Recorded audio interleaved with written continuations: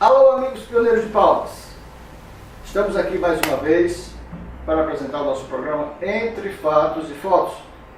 Alô, amigos que gostam da fotografia. Chegou a sua vez de ver fotos do passado de Palmas, da história de um grande pioneiro, Wolfgang Teske, que está aqui presente conosco. Wolfgang Teske, é um prazer tê-lo aqui conosco. Acho que a alegria e a oportunidade, o prazer é tudo meu, né? E ainda está num programa que você está conduzindo, a gente já se conhece aí há praticamente 25 anos. E acho que vai ser interessante a gente conversar e bater um papo. O nosso programa tem a finalidade de contar a história dos nossos pioneiros. Claro que desde o seu passado, desde a sua infância, desde a sua juventude até o momento de hoje. A princípio eu gostaria de saber, Wolfgang, sobre quem foi Wolfgang Teske, onde nasceu, quem são seus pais? Bom, interessante, né, essa colocação, essa pergunta, porque posso dizer que hoje sou o que sou, com perfil, com visão, tudo graças à base familiar que eu tive. Eu nasci em Blumenau, Santa Catarina, uma região de cultura germânica muito forte, até hoje inclusive, e quase 50 anos que eu saí de Blumenau. E nasci num berço onde havia muito trabalho, né? Meu pai é pedreiro, felizmente ainda é vivo, está com 90 anos, e minha mãe é falecida, era dona de casa, e amante dos livros. Dos livros porque a maior alegria, o maior presente que tanto eu, meus irmãos, esperávamos a cada Natal era pelo menos um livro de histórias. E isso que os pais tinham pouca leitura, né? Mas bilíngues, né? Até hoje, né? Meu pai lê e escreve em português, em alemão. Eu também tive essa oportunidade de ser bilíngue já na infância. E muito cedo eu entrei no jardim de infância, né? Porque uma doença da minha irmã, então eu tive o tempo no jardim de infância e aí emendou, não tinha creches na época como a gente conhece hoje, e repeti o pré-escolar várias vezes. Então, sempre lidando com educação, com escola, com aprendizado, com leitura. E isso me levou a uma visão, uma perspectiva de estudar. Como eu nasci num berço cristão luterano, eu tive vontade de ser pastor da igreja luterana. Mas para isso eu tinha que ir para um seminário, né?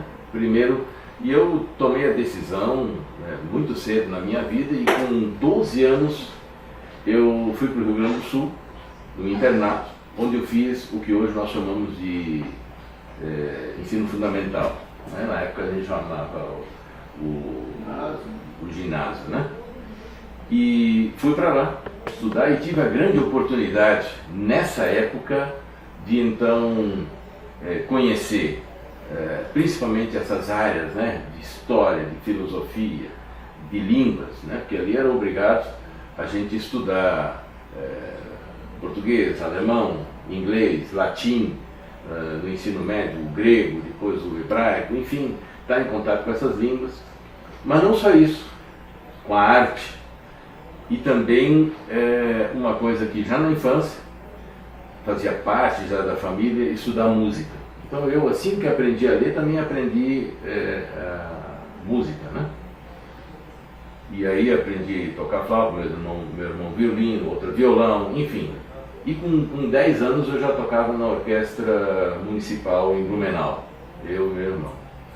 E isso me tornou um apaixonado por música, depois canto coral, teatro amador.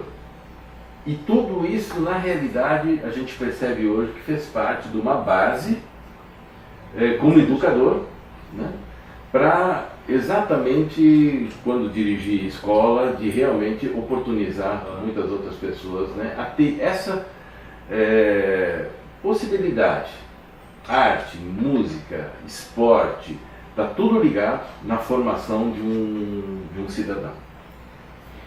E aí sim, a minha primeira formação foi em teologia, né, isso já faz um bocado de ano, foi em 1981, o primeiro curso superior de teologia. E um tempo eu trabalhei no Rio Grande do Sul, né, alguns poucos anos, e aí eu tive a grande mudança na vida, que foi para Belém do Pará. Então eu trabalhei, morei, e lá era um grande desafio, porque eu não conhecia o norte do país, apesar que o norte sempre me chamou muita atenção. Inclusive nos livros que a gente tinha na infância, falava do Pará, falava do Rio Araguaia, né, falava desse interior do Brasil, da questão indígena, e isso tudo na realidade, né, mexia. Me lembro daquela música que eu aprendi ainda na escola, peguei o Ita do Norte, né, do Belém do Pará. E um dia eu recebo o convite, quase que uma intimação, que era eu a pessoa certa para ir para Belém do Pará. E aí foi uma das grandes mudanças na minha vida, né? Porque realmente é uma vivência transcultural.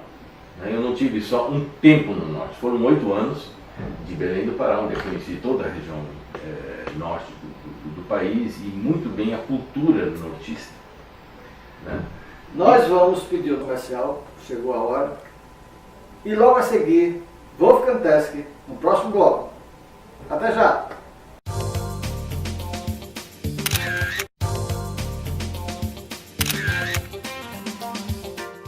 Alô, amigos!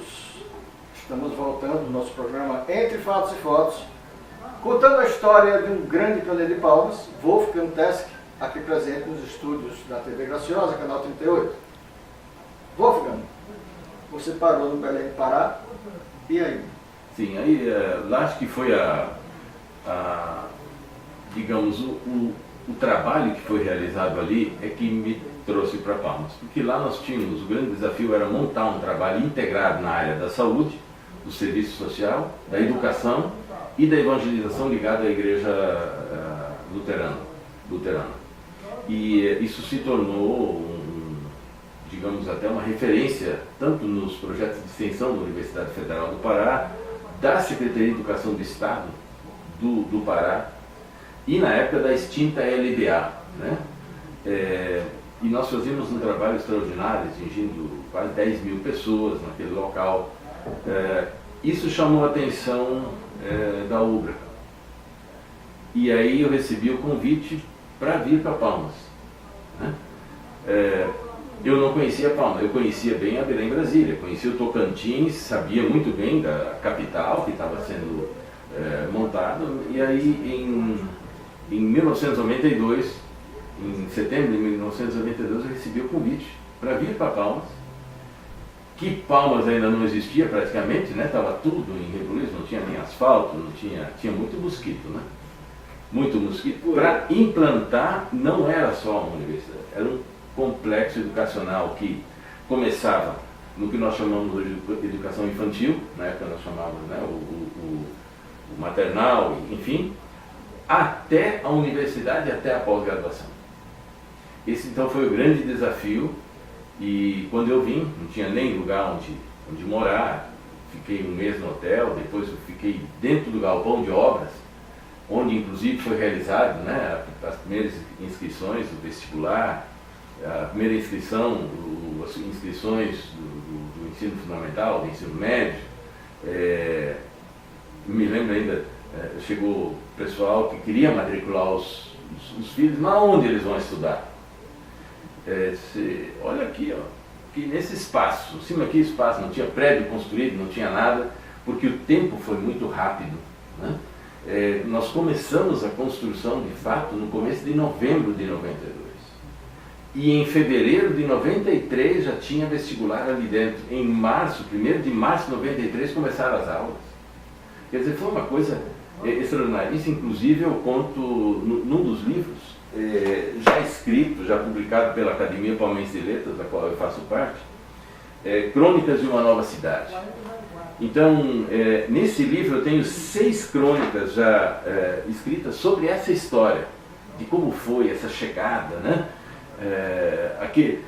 Imagina, você desce do avião e vê um descampado, muita poeira, né? Quase não tinha nada, para implantar uma universidade que não existia, que ninguém conhecia, um complexo educacional, com um tempo muito apertado para preparar todo o plano político-pedagógico para construção. Quando faltava material de construção, muitas coisas nem tinha aqui em Palmas. Então nós tínhamos que trazer ou de Goiânia, ou de São Paulo, ou de Belo Horizonte, ou até do Pará, muitas coisas, que aqui não tinha. Mas a gente fazia questão de grande parte das coisas comprar através do comércio local já. Então tinha lojas, né, de material de construção, então a gente, através delas, para fomentar inclusive o comércio local. E aí nós construímos, né, a obra lá na JK. Foi o primeiro lugar. O vestibular foi um sucesso, a escola também, e isso se divulgou muito rápido. Tivemos problemas, muitos problemas na época, por incompreensão, não sei nem de quem, nem por que, isso eu vou relatar no próximo livro que eu estou lançando, em detalhes, em crônicas, de acusações, porque a gente tinha uma linha de trabalho, inclusive lá na JK, na Avenida JK, o primeiro prédio foi tudo construído de madeira, né? Tudo parede dupla, não foi construído de qualquer forma. E éramos acusados, inclusive, de terem invadido uma área verde, que na realidade não era área verde, era uma área institucional. Enfim, isso a gente, com detalhe, a gente superou todos esses momentos. E depois, o outro grande desafio na continuidade dessa implantação foi a construção do prédio onde hoje é o campus, que a gente chamava na época de Novo Campus. Só que ele era no meio do mato. Quando nós começamos lá, não tinha acesso, né? Não tinha estrada, não tinha energia, não tinha água, não tinha telefone, não tinha nada. E aí nós mesmos tivemos que abrir a Teotônio Segurado. 3 quilômetros de Teotônio Segurado foram abertos, começo de 95, na verdade em maio de 95, para em agosto, começo de agosto, já começar a funcionar as aulas. E começou a funcionar de um jeito que hoje nunca mais isso vai se repetir, porque não tinha, só tinha as aberturas, mas não tinha janela, não tinha porta, na primeira semana não tinha nem quadro para os professores escreverem. Os alunos se revoltaram no começo, mas uns nem acharam o local, porque não tinha Teotônio aberto. A Teotônio terminava aqui, um pouco para cima, onde é que era a antiga prefeitura ali. E tinham que dar a volta, muitos nem acharam o local onde é que era, né? Era realmente, literalmente, no meio do mato. Mas a gente sabia que no futuro a Teotônio ia ser aberta, né? E como de fato aconteceu, mas isso depois uma pressão muito grande em cima do próprio governante, porque havia uma resistência, e a gente conseguiu fazer, e a obra está lá até hoje. Quer dizer, foi uma das grandes experiências e das grandes ações, das sementes que vigoraram e estão fortes, está ali até hoje, né? Já faz 20 anos que eu saí vai fazer agora, né? 20 anos que eu saí da UPA, mas está lá, quer dizer, é um projeto que a gente viu que deu certo. Está aí a história de Wolfgang Teske. Nós vamos continuar logo depois dos nossos comerciais. Até já!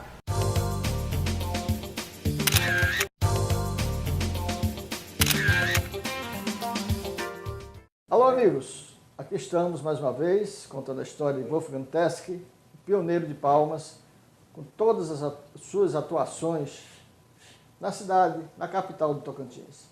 Wolfgang, e aí? E hoje? E da parte do jornalismo para cá, o que foi que aconteceu na sua vida? Pois é, aí essas mudanças, né, que ocorrem, eu sempre pensei em fazer uma outra faculdade, eu tinha feito até um doutorado em administração educacional, larguei isto e disse, não, eu quero conhecer a comunicação do país, como é que ela funciona de fato, essa manipulação da informação e tudo mais. E aí eu voltei para a graduação, né? Dentro de um curso que, inclusive, na época que eu era diretor-geral da UBRA, eu tinha encaminhado todo o processo em Brasília.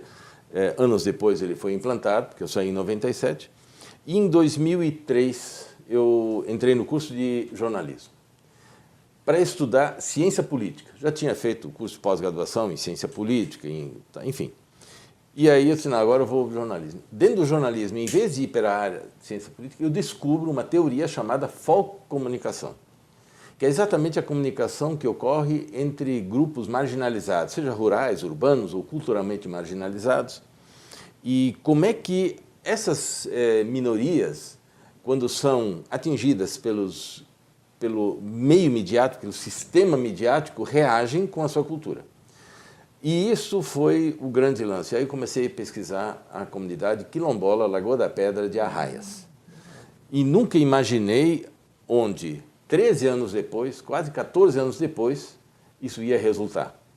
Porque desse trabalho, eu me tornei um pesquisador da área da cultura, e principalmente da área da cultura quilombola, e aí resultou, o primeiro livro foi esse aqui, né, a Roda de São Gonçalo, na comunidade quilombola Lagoa da Pedra. É todo um trabalho sobre uma das manifestações culturais dessa comunidade, que hoje já está na 3ª edição. Depois veio um prêmio nacional. Esse livro, fotolivro, faz parte desse prêmio. Na realidade, ele é bem mais amplo, né? Ele tem quadros, tem selos, tem cartões postais, então tem textos na frente. E isso foi feito junto com o fotógrafo Emerson Silva e o Manuel Júnior. E nós ganhamos esse prêmio nacional, o primeiro prêmio nacional de expressões culturais afro-brasileiras. Em cima desse trabalho, eu resolvi continuar e fiz um projeto do mestrado em Ciências do Ambiente. E aí resultou nesse livro Cultura Quilombola na Lagoa da Pedra, em Arraias. Publicada, é a primeira obra da edição especial do Senado Federal. Então, esse livro não visa lucro nem nada, ele é vendido a preço de custo, está no Brasil todo, está nos Estados Unidos, está na Europa, enfim, disseminado por aí. E, em cima desse trabalho, depois um projeto de um prêmio aqui do Estado, Cacá Diegues, esse primeiro livro virou esse filme, curta-metragem, A Promessa, né? Dançado por eles mesmos, quer dizer, eles são os próprios atores. E aí resultou muitos outros trabalhos, por exemplo, nesse livro, que é a maior obra de folcomunicação do país, Metamorfose da Folcomunicação, uma antologia brasileira. Aqui eu tenho texto dentro. Isso são, como é que eu vou dizer, são fases desses últimos 14 anos que me deixam extremamente feliz, satisfeito e realizado. Porque seja nas aulas que eu dou de pós-graduação, numa instituição particular, ou próprio na Universidade Federal, né, que eu atualmente sou professor no curso de comunicação, eu faço questão de mostrar a importância de se valorizar e de se pesquisar a cultura regional, a cultura do Tocantins e a cultura de forma geral por parte das minorias, das pessoas que são normalmente marginalizadas. Então, a partir dessas obras, desse trabalho que foi feito em 2013, recebi o título de cidadão palmense, e em 2012, né, fui eleito também como um dos integrantes da Academia Palmense de Letras. Então, o que eu vou dizer? Isso não gera dinheiro, isso não gera, mas gera uma satisfação pessoal de ter contribuído com Palmas, ter contribuído com o Tocantins, e disseminar a nossa cultura, né? Não só por aqui, mas pelo Brasil afora, e através dessas obras a gente vai muito mais longe, né? Muito bom mesmo. Tesc, para a gente encerrar a nossa entrevista, eu gostaria que você falasse da visão que você tem do futuro de Palmas, da visão que você tem do Tocantins, e talvez até do Brasil, se você se interessar em falar. Talvez vai faltar tempo, né? Mas sobre Palmas, veja bem, tanto você como eu que chegamos aqui, não tinha praticamente nada. E a gente vê hoje uma cidade relativamente, ela está equipada, ela está uma cidade interessante, uma cidade bonita, tem escolas, tem universidades, tem acesso à educação, à saúde. Quanto a isso, tem uma beleza natural. Agora, vejo no futuro de Palmas, por exemplo, eu gostaria de ver Palmas diferente do que ela é. Não crescer como as outras cidades crescem, né, verticalmente. Para mim, eu tenho outra visão. De ter uma visão mais horizontal. Com tanto espaço que nós temos aqui, nós entramos num sistema de qualquer outra cidade grande. Isso eu não vejo com bons olhos. Vejo também que faltam algumas coisas. Por exemplo, a questão do meio ambiente, nós temos que cuidar mais. Por exemplo, a questão já avançamos muito. Nós aqui não temos um lixão a céu aberto, não tem um aterro sanitário. Mas falta uma educação ecológica, ambiental, por parte da própria população. Se hoje a prefeitura limpa os espaços vazios, onde as pessoas jogam lixo, na semana seguinte, se não no dia seguinte, já tem lixo de novo. Então, isso falta. Nós temos que ter uma mentalidade diferente para essa cidade, para ela realmente ser uma cidade sustentável, cuidar da nossa água, né? Cuidar dos nossos córregos, cuidar das matas ciliares, para que a gente tenha uma cidade bem protegida, agradável, sombreada, enfim. Gente, esta é a história de Wolfgang Teske, um pioneiro que fez tudo que vocês viram e que nós temos a honra de trazer aqui. Domingo que vem, outro pioneiro. Até lá!